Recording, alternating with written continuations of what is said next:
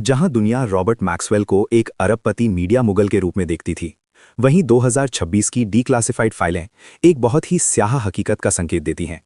वो मोसाद का electronic Trojan horse था।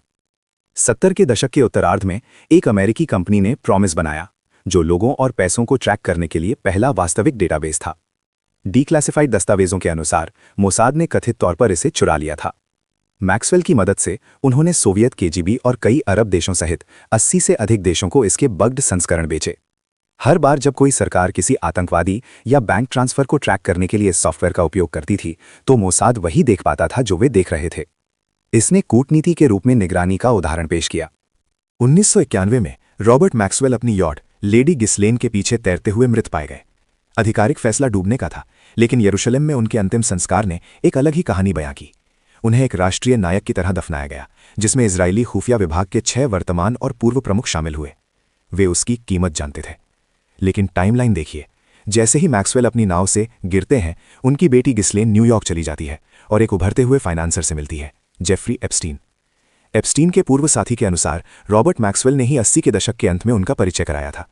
एप्स्टीन को सिर्फ किस्मत से पैसा नहीं मिला, उन्होंने एक पहले से मौजूद खुफिया रिक्त स्थान को भरा।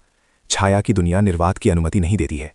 1980 के दशक के दौरान राजनीतिक तनाव के बावजूद इजरायल से ईरान को हथियार भेजे जा रहे थे। ये ईरान कॉन्ट्राकांड था और बिचौलिए इसमें अनिवार्य थे। 2026 की लीक हुई फाइलों से पता चलता है कि एप्स्टीन कथित तौर पर सऊदी अरबपति अदनान खशोगी और डगलस लीस के साथ काम कर रहा था। उन्होंने bank of credit and commerce international (BCCI) का इस्तेमाल किया, एक ऐसा बैंक जो इतना भ्रष्ट था कि उसे अपराधियों का बैंक कहा जाता था। ये वैश्विक छाया अर्थव्यवस्था की प्लम्बिंग थी। यहीं से हमें कड़वा सच पता चलता है। एप्स्टीन का न्यूयॉर्क हवेली सिर्फ एक घर नहीं था, ये एक निगरानी केंद्र था। जैसे मैक्सवेल ने सरकारों को नियंत्रित करने के लिए सॉफ्टवेयर का इस्तेमाल किया, वैसे ही एप्स्टीन ने व्यक्तियों को नियंत्रित करने के लिए बग्ड कमरों का इस्तेमाल किया। आइए बोर्ड को चेक करें। हमारे पास 80 के दशक में अरब देशों को बग्ड सॉफ्टवेयर बेचने वाले मैक्सवेल हैं और 2010 के दशक में खाड़ी बंदरगाहों के लिए तकनीकी सौदे कराने वाले एप्स्टीन हैं। क्या ये सिर्फ दो लालची व्यवसायी थे, या वे एक दीर्घकालिक रणनीति की सेवा करने वाले एसेट्स थे? ये ब्लैकमेल इकोनॉमी है, जहां दुनिया वे चलाते हैं जिनके पास सबसे ज्यादा फाइलें होती हैं। जनवरी 2026 में 30 लाख पन्ने लीक हुए और वे बताते हैं कि हॉर्मुज़ जलडमरू मध्य अभी आग की लपटों में क्यों है।